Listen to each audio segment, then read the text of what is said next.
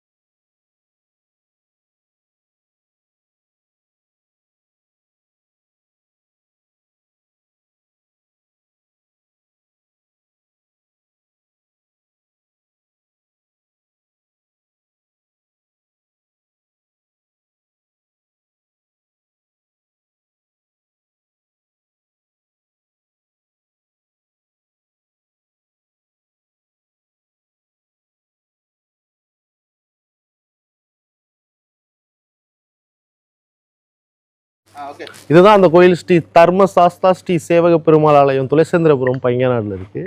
வாங்க உள்ள என்னென்ன இருக்குன்னு போய் பார்க்கலாம். வாங்க. என்ன போட்டு மல்லுக்கிட்டுங்கடா. அப்புறம் வர்றதுல ஃபேமஸ் ஆகணும்னா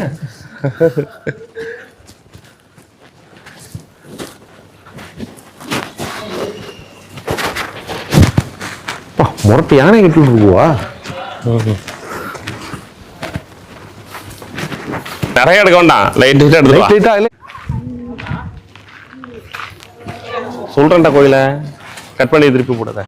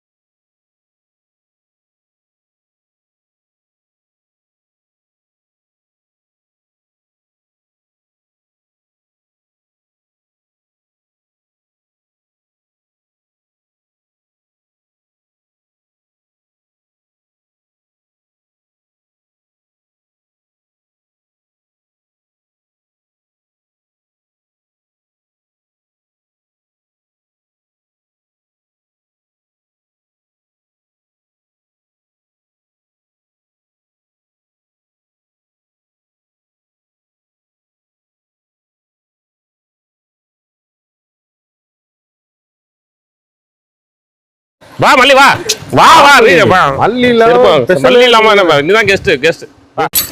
வணக்கம் நண்பர்களே, நம்ம இப்போ வந்திருக்க எங்கன்னு பார்த்தீங்கன்னா பத்தாலே தெரியும் சுடுகாடு தான். எவ்வளோதான் சம்பாரிச்சாலும் எவ்வளோதான் என்ன பண்ணாலும் லாஸ்ட்டாக வர வேண்டிய இடம் எவ்வளோ அமைதியாக இருக்கு பாருங்க. இதில் இன்னொரு என்ன விஷயம்னா, இதில் பாருங்க தனித்தனியாக ஒரு சுடுகாடாக கட்டியிருக்காங்க.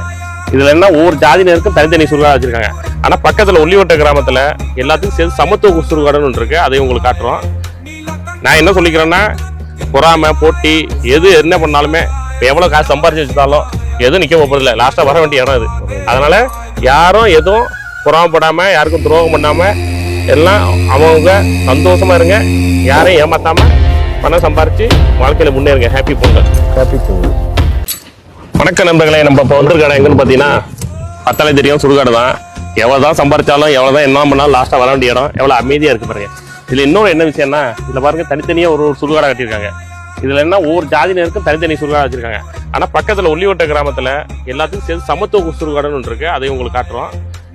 நான் என்ன சொல்லிக்கிறேன்னா, பொறாமை போட்டி எது என்ன பண்ணாலுமே இப்போ எவ்வளோ காசு சம்பாரிச்சு வச்சுட்டாலும் எதுவும் நிற்க போகிறதில்ல, லாஸ்ட்டாக வர வேண்டிய இடம் இது. அதனால யாரும் எதுவும் பொறாமப்படாமல் யாருக்கும் துரோகம் பண்ணாமல் எல்லாம் அவங்க சந்தோஷமா இருங்க, யாரையும் ஏமாத்தாம பணம் சம்பாரிச்சு வாழ்க்கையில முன்னேறுங்க. ஹாப்பி பொங்கல். ஹாப்பி பொங்கல்.